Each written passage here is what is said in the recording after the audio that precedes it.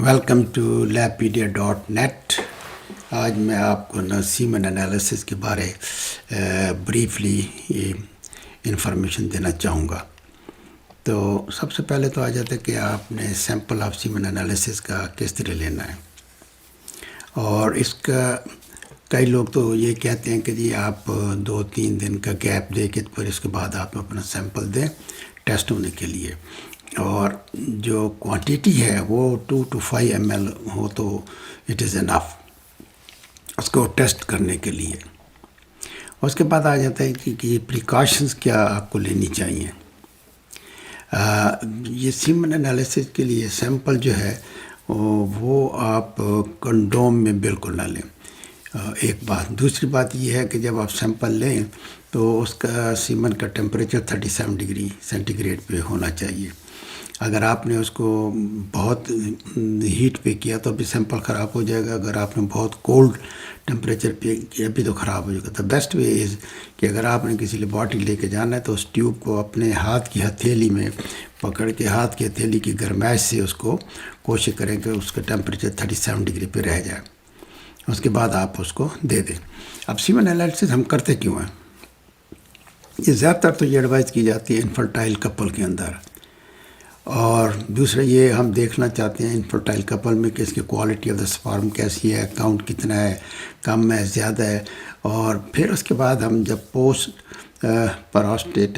ویزیکٹمی میں بھی اس کو سیمن انالیسس کو ایڈوائز کیا جا سکتا ہے، جس میں کہ پوسٹ ویزیکٹمی سٹیج میں اس کا ہونا نیگیٹو ہونا چاہیے. اب اگر ہم چاہیں ڈیفینیشن آف سیمن انالیسس تو اس کے اندر سیمینل فلوئڈ ہوتا ہے اور اس کے بعد سیمن ہوتا ہے. تو میں بریفلی آپ کو بتاتا جاؤں گا جو امپورٹنٹ چیزیں ہیں. تو سیمن انالیسس میں ہم کیا ہم دیکھتے ہیں. ہم نے اس کو والیوم دیکھنا ہوتا ہے، sperm count, evaluation of the normal sperm ہم نے دیکھنی ہے، ایویلویشن آف دا سپرم موٹیلیٹی ہم نے دیکھنی ہے، اور پی ایچ آف دا سیمن دیکھ لیں. پھر اس کے بعد میں نے یہاں پہ بریفلی پروسیس بتایا آپ کو کہ سپرمیٹوجینیسس ہوتی کیا ہے.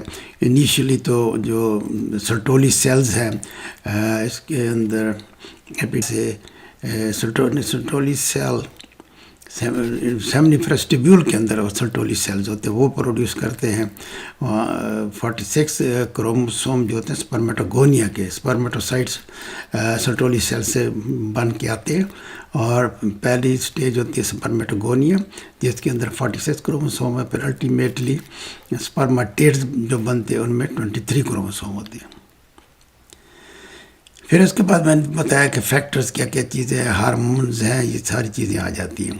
اور پروسیس آف فرٹیلائزیشن جو ہے وہ بیسیکلی جو ہے یہ سپرم جو ہیں mature for fertilisation, mature sperm چلے جاتے ہیں، اور seminal fluid contains high content of fructose which is metabolised by the sperm. The sperm become motile by seminal biochemical fluid and can move in female reproductive tract. تو اس کی وجہ سے اس میں female کے اندر وہ موو کر سکتے ہیں. پھر آ جاتے ہیں ہارمونل رول ان سپرمیٹوجینیسس. پھر اس کے بعد آ جائیں کلاسیفیکیشن آف سپرمیٹوسائٹس کو، اسپرمیا، اولیگوسپرمیا، اور اس کے بعد ستینوسپرمیا اور نیکروسپرمیا. پھر سیمن انالیسس انکلوڈز اس میں کیا کیا چیزیں ہم چیک کرتے ہیں. تو یہ میں نے بریفلی آپ کو میں ساری چیزیں بتا رہا ہوں. پھر اس کے بعد آ جاتی ہے کہ سپرم مارفالوجی. نارمل سپرم کی شکل تو یہ ہیڈ ہوتی ہے، نیک ہوتی ہے اور ٹیل ہوتی ہے. جو اسمال ہیڈ سپرم ہے اس کا ہیڈ چھوٹا ہو جائے گا، لارج ہیڈ پہ تو اس کا ہیڈ بڑا ہو جائے گا. پھر آ جاتے ہیں ڈبل ٹیل سپرم ہے، ڈبل ہیڈ سپرم ہے، اور اب نارمل مڈل پیس. پھر یہاں پہ میں نے بتا دیا کہ normal volume 2 to 5 ml، liquefaction time 20 to 30 minutes ہے. اگر اس کا لیکویفیکیشن ٹائم اگر 1 گھنٹے سے زیادہ ہو تو اس کا مطلب ہے کہ اس کی تھکنس وہ بہت زیادہ ہے اور اس کی وجہ سے سپرم موو نہیں کر سکتے. کاؤنٹ نارملی ہوتا ہے 50 to 200 ملین پر ml، اور سپرم موٹیلیٹی 60 to 80% ایکٹیولی موٹائل ہونی چاہیے، اور سپرم مارفالوجی 70-90% نارمل شیپ ہونی چاہیے. اس کے بعد آپ آ جائیں، یہ نارمل سٹرکچر میں نے دکھا دیا سپرم کا. تو اس کے بعد آپ پیتھولوجیکل سپرم جو سیمن جو ہوتا ہے وہ کیسا ہوتا ہے، وہ میں نے پکچر یہاں پہ دے دی ہے نارمل سیمن کی اور پیتھولوجیکل سیمن کی، اور ان کے سارے پیرامیٹر میں نے بتا دیے کہ کیا فرق ہے، واٹ از دا ڈفرینس۔ تو پھر میں نے بتا دیا کہ اس کو کاؤنٹ کیسے کرتے ہیں۔ ایک تو آپ نیو بار کا جو بڑے چمبر ہیں WBC والے 2 چمبر ان کو کاؤنٹ کر کے تو اس کو آپ 100,000 سے ملٹیپلائی کریں تو کاؤنٹ آ جائے گا ملین پر ML۔ دوسرا میتھڈ جو ہے اس کے اندر آپ یہ RBC والے جو ہے نا 5 کھانے کاؤنٹ کرتے ہیں اور اس کو ضرب دے دیتے ہیں 1 2 3 6 1 ملین پر ML سے ملٹیپلائی کر کے تو اس کا ملین کاؤنٹ پر ML آ جائے گا۔ پھر بتا دیا کہ ٹو کیلکولیٹ پرسن موٹیلیٹی کیسے آپ پتہ کر سکتے ہیں، یہ فارمولہ میں نے بتا دیا۔ سپرم وائبلٹی پھر آپ نے دیکھنی ہے، اور پھر میتھڈ بھی بتا دیا ٹو اسیس دی وائبلٹی۔ اچھا، اب اس کی نا سیمن انالیسس کی جو ہے فورینزک ویلیو بھی ہے۔ مثلا اگر کوئی ریپ کا کیس ہے تو آپ اس کے سیمن سویب لے کے وجائنا میں سے اس کو ایسڈ فاسفیٹیز کے لیے چیک کریں تو وہ پازیٹیو آ جائے گا۔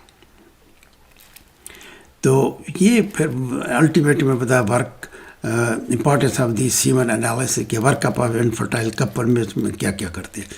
تو آپ نے یہ جتنا کچھ میں نے بتایا ہے یہ تو میں نے بریفلی اس کو شارٹ کیا ہے۔ اگر آپ نے مزید ڈیٹیل دیکھنی ہے تو آپ labpedia.net پہ جا کے دیکھیں، آپ کو پوری ڈیٹیل جو کچھ میں نے بتا دیا بریفلی وہ ساری ڈیٹیل آپ کو مل جائیں گی۔